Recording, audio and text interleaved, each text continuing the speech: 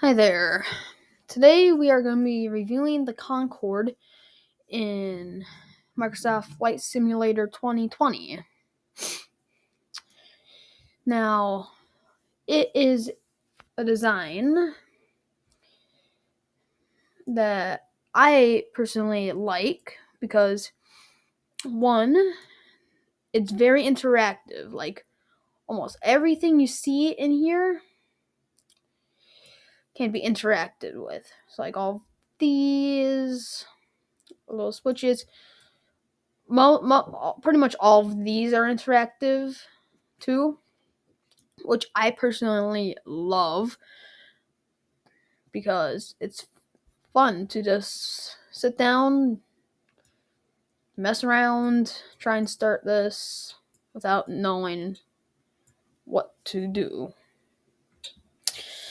Now something I do really like in this design is, again, how it's made, but also it is super cool because you can go into first class with like champagne, coffee makers, microwaves, ovens, the catering carts.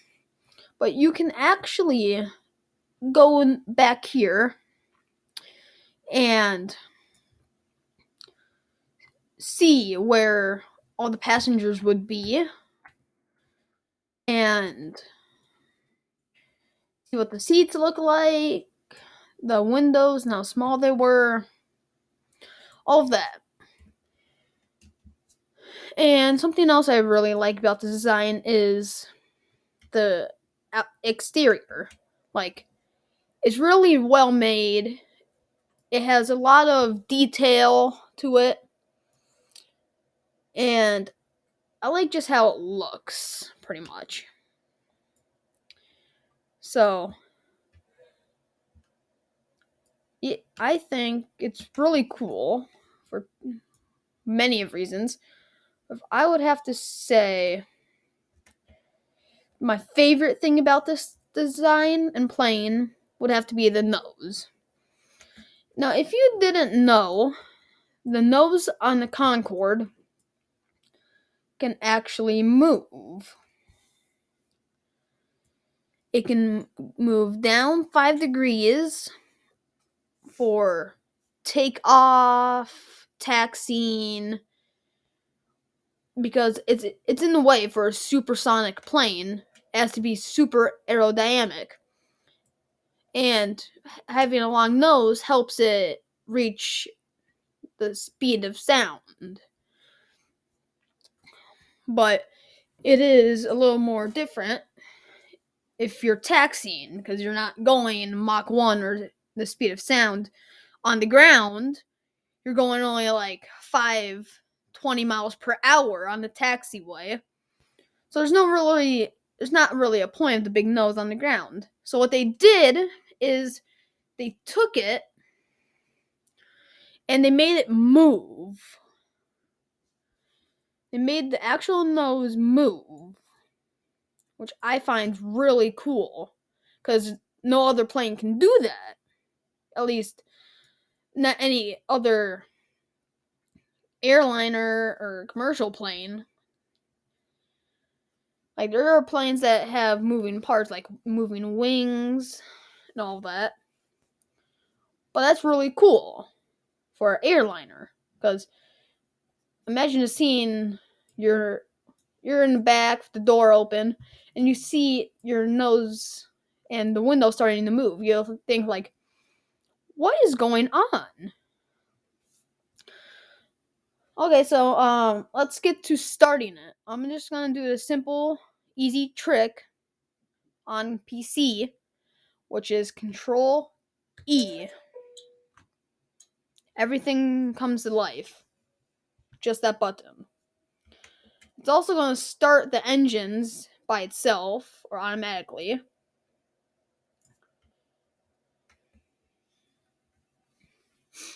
So let it sit for a second.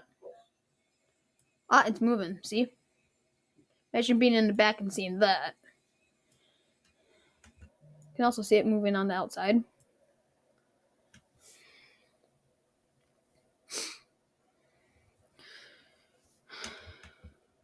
So this is what it looks like when you're taxiing. As you see, you can see the taxiway pretty easily. So this is what pilots would see while taxiing.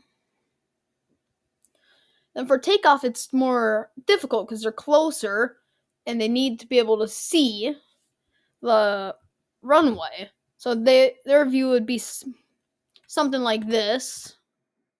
That's in the way. So if you put it down all the way with the flaps, so this is landing. That starts to move, so they get the full view of runways, planes in front of them, all of it. And this is what it looks like on the outside.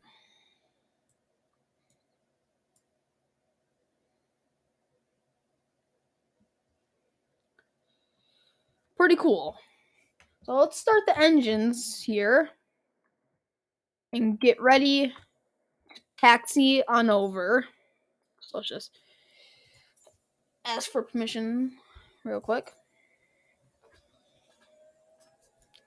So we're going to be taking off on this runway right here at Minneapolis International. Now, this plane was never made to go to this type of runway, so it might not make it off in time, but that's okay. So what I just turned on down here are actually the afterburners. So afterburner 1, 2, 3, and 4, you turn them on right here, right by the throttle. And now something else that is super cool about this plane is the reverse thrust. It's not like your normal engine. It has like actual reverse thrust, which looks like this. So we come on back here in reverse. It looks like this. Actually moves, which I think is really cool because I know there are planes that make the reverse thrust look like that, but for 4 engines, that's pretty cool. So now as we let the engine start,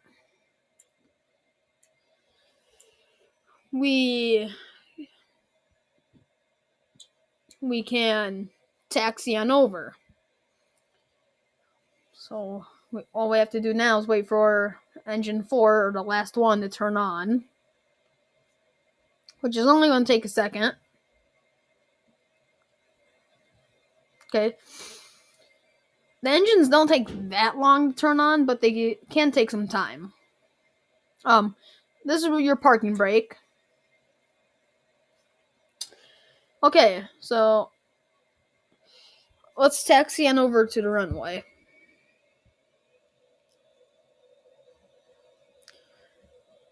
Something else to think about while taxiing the Concorde is the fact that your landing gear isn't right underneath you like normal commercial planes or airliners. It's more towards where the door is back here. It's more like right here. And we can see this by going outside.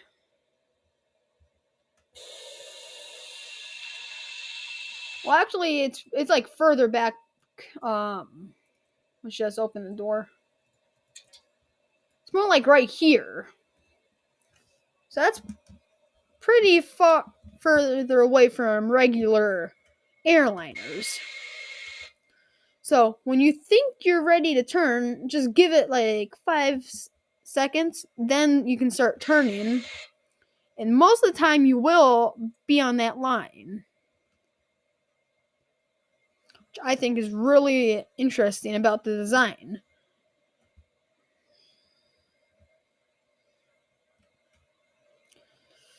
So let's just request takeoff so I don't get in trouble.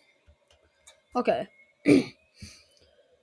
So I'm going to be taking off with afterburners because again, it was never made to take off on this short of a runway. It was made for Heathrow in London, I believe, which has a longer runway than Minneapolis International.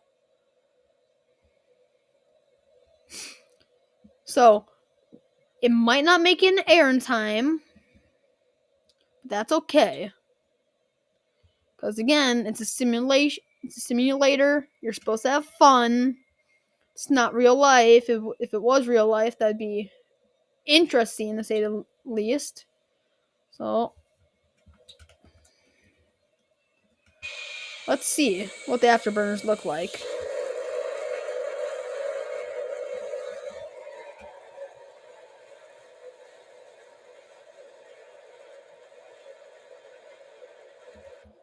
Well, they look like afterburners. Didn't know what I would didn't think about that. So let's take off.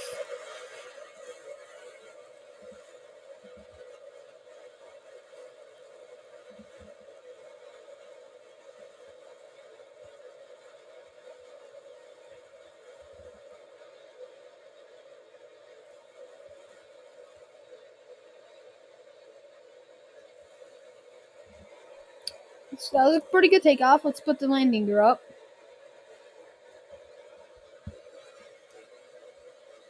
Now, then let's also put the flaps up and the nose.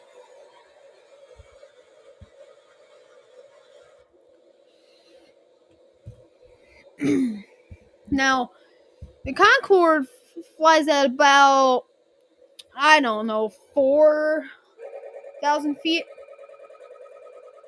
Now, what that noise is actually the overspeed. Because not supposed to go that fast at low altitudes. You're supposed to be up higher before you start going crazy fast.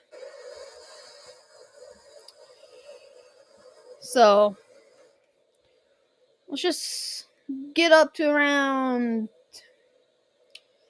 10,000 ish feet.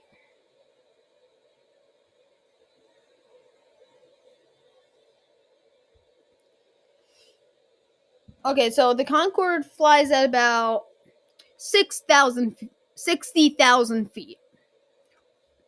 And at that high, the sky starts to get black and you can see the curvature of the Earth. So that just gives you a general idea how high the Concorde can fly. And it flew that fast so it can reach Mach 2. Twice as fast as the speed of sound.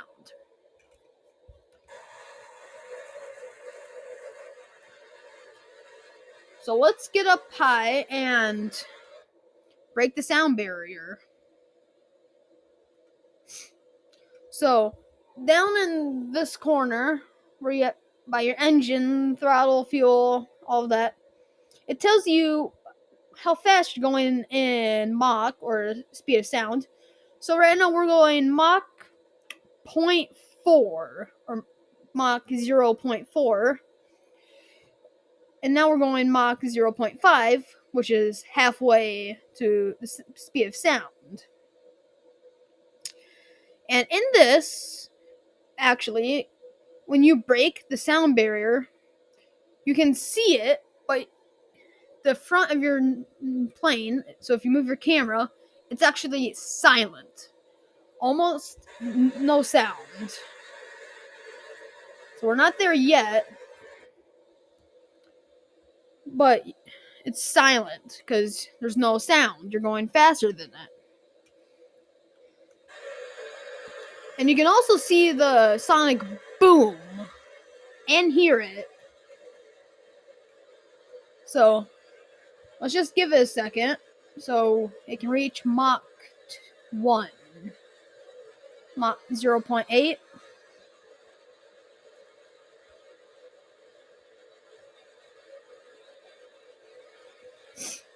Almost at 0.9.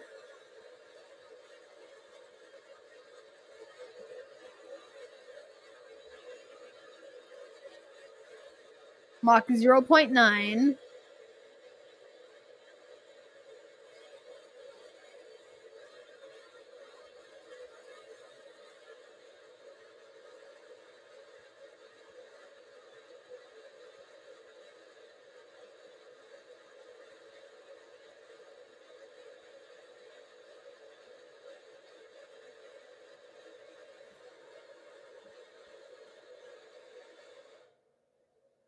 Boom. Mach 1, the sound of speed. As you see, you can no longer hear the engines because, again, no sound. We're going faster than speed of sound, Mach 1. And you can actually hear the sonic boom if you do this. I'm not sure if you guys can hear it, but you can hear sonic boom when you do that, which I find really cool. It's yelling at me. We're not supposed to be going this fast. I know. Landing gear is really cool. It would not do this normally. Landing gear would get ripped off because we're going Mach 1 pretty fast. It looks pretty cool. So if you're looking for a fast plane, I would recommend the Concorde. It also comes with 3 different designs: British Airways and Air France. 2 different designs for each. So if you're looking for a fast plane, I would recommend the Concorde. Thank you for watching. See you guys later. Bye.